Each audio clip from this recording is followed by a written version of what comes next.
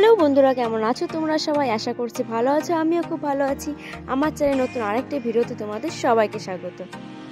আর দেখো, আজকে আমি রান্না করছি পালং শাক দিয়ে নিরামিষ আর ফুলকপি আলু দিয়ে ভাজা।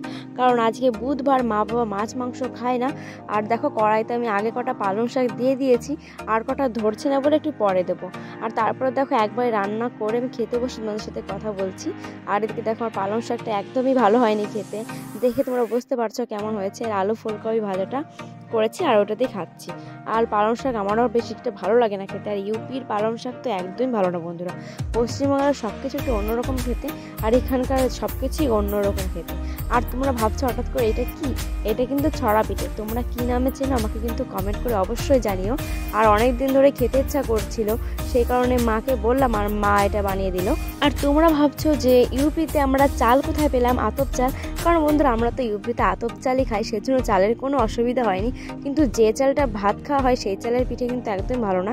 পশ্চিমবাংলার মতো কিন্তু সেই চালের স্বাদ কিন্তু নেই বন্ধুরা। সেটা যাই হোক, কিন্তু এখন খেতে তো হবে, খেতে ইচ্ছা করছে। আর এদিকে দেখো, মা অনেক কষ্ট করে চালটাকে সিদ্ধ করেছে, কারণ একদমই সিদ্ধ হচ্ছিল না। আর জানো তো, চালের গুঁড়ি সেদ্ধ হলে যেরকম একটা মোলাম ভাব থাকে, সেটা কিন্তু ছিল না। হাত দিলে বোঝা যাচ্ছিল ভিতরে একটুখানি চালের গুঁড়ো দলা দলা ছিল, ভালো করে সিদ্ধ হতে হয়নি। অনেক কষ্ট করে সেদ্ধ করা হয়েছে, তাও কিন্তু ভালো হয়নি। আর এইটা দেখো, রোল বরফি। এটা কিন্তু আমরা রেডিমেড কিনে নিয়ে আসতাম, আর এখন দেখো আমরা নিজে হাতে বানিয়েছি দোকানে। এর আগেও বানিয়েছি, আর এটা বানালাম, দুবার বানালাম। আর উপরে দেখো, এটা কি বেশ একটা বলে, আমার নামটা মনে নেই। এটা বরফির উপর দিয়ে দেয়, কিন্তু এটা আজকে রোল বরফির উপর দিয়েও দিয়েছে। আর এই মিষ্টিটা কিন্তু খুব সুন্দর হয়। আর রাত্রেবেলা দেখো, আমি রান্না করব। এখানে আমি ফুলকপি কেটে রেখেছি আর আলু কেটে রেখেছি। তারপরে একটু পায়েস খাচ্ছিলাম, তারপরে পায়েসটা খাওয়া হয়ে গেছে মানুষের ছড়া পিঠে। এদিকে মা খাচ্ছিল, তারপরে আমি খাওয়ার পর দেখো মশলা বাটতে চলে গেছি। আদা, জিরে আর হচ্ছিল কাঁচা লঙ্কা, ব্যাস বেটে নেবো। আর এই দেখো, তোমাদের সাথে কিন্তু শেয়ার করা হয়নি, তোমার দাদা কিন্তু হিটার কিনে নিয়ে এসেছে, কারণ ইউপিতে প্রচণ্ড ঠান্ডা পড়েছে। আর তারপরে দেখো, আমি তরকারি রান্না হয়ে গেছে, আর এদিকে আমি হিটারের হাওয়া খাচ্ছি আর ময়দা মাখছি। কি বলো বন্ধুরা, নতুন জিনিস কিন্তু ভালোই লাগে।